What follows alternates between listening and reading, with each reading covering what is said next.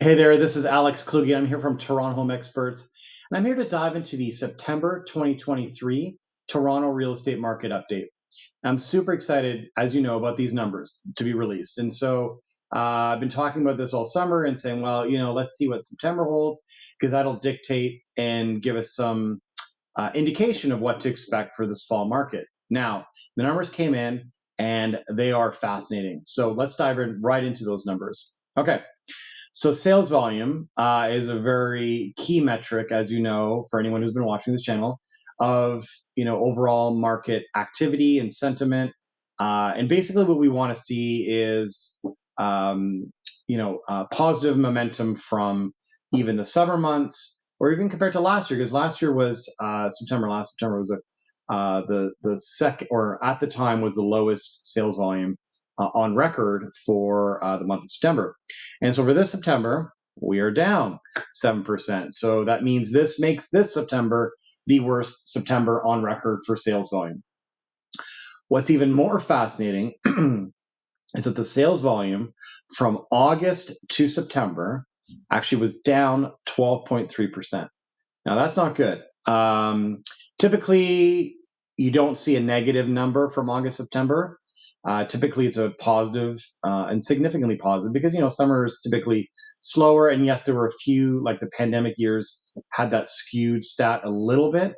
But typically, you want to see an increase in sales volume. And we're not seeing that.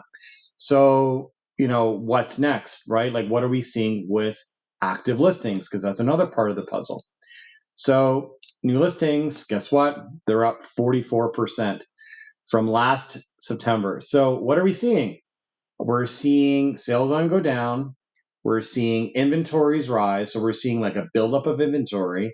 So, what do you think would happen in that, that type of environment? One would expect prices to come down, right? That's a natural thing. If listings are building or listing inventory is building and they're not selling, well, we're expecting prices to come down. We're getting into prices in just a minute. But what I find fascinating, because we're talking about active listings and new listings and sales volume, is that the months of inventory, which is the absorption of listings. So typically, in a very active market, like as an example, May was a really good month, and that was a little bit of an anomaly this year. But we saw like a really strong spring and then a complete, leveling off in June. So months of inventory back in May was 1.8, 1.3 months. That's crazy. That's really low. Whereas now for September, the months of inventory is 3.8.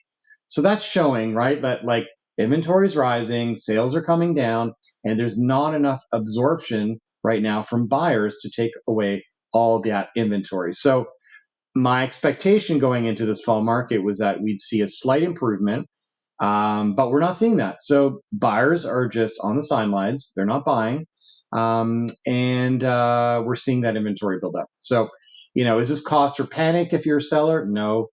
Is this an opportunity for buyers? Maybe, but I have to be real with you. I think that this market, we're going to see continued softening. Like, I don't think the September is a one-off. Like, I can see this sort of dragging around basically until next, January, February. Like, typically those are slower months of real estate, and fall, September, October are typically the two best months in the second half of the year. So, and if we're seeing weakness, that's not great. So, anyways, something to keep an eye out for. But really, I wanted to point that we're seeing some further softening.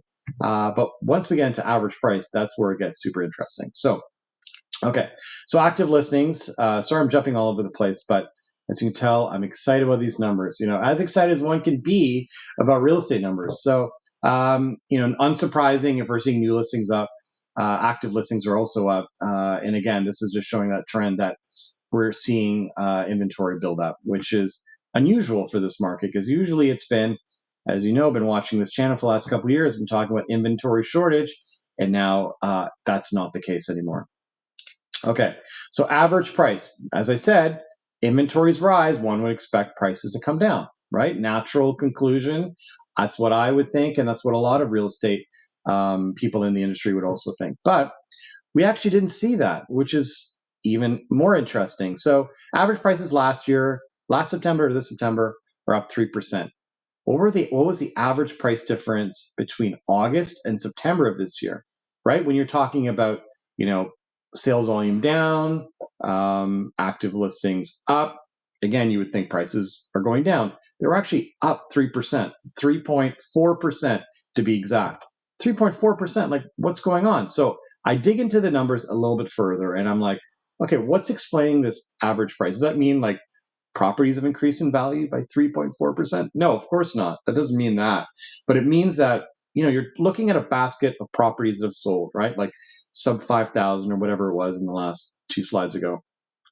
So you're looking at a basket of goods, and where did most of that price increase come in? Because I was looking at, like, you know, how do you compare, you know, Toronto to Durham to Peel to York, and really, it looks like Toronto was really driving the bus in this past September, which is propping up these numbers, which I think is a little bit artificial in my view, because I don't think prices are actually coming up. I actually think they're coming down. So even if I'm looking like a similar property that sold in August and a similar property that sold at the end of September, like there is a price difference. There is an average price difference. So it's a little bit of a skewed data. So like if someone's, you know, being, you know, reporting that, oh, average prices are up 3.4%, like great time to get into the market. Like, yeah, maybe it is a good time to get in the market for you, depending on your situation, but prices are not going up.